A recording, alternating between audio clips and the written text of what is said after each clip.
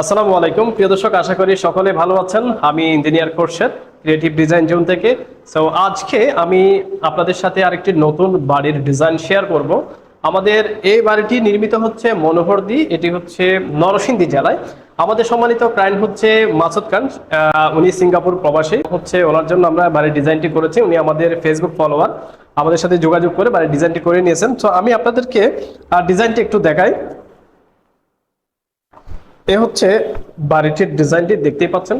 আর খুবই চমৎকার একটি ডিজাইন, অসাধারণ একটি ডিজাইন। এটি একটি 3 তলা বাড়ির ডিজাইন।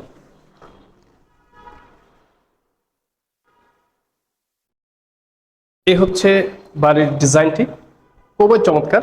এটি একটি ভিউ,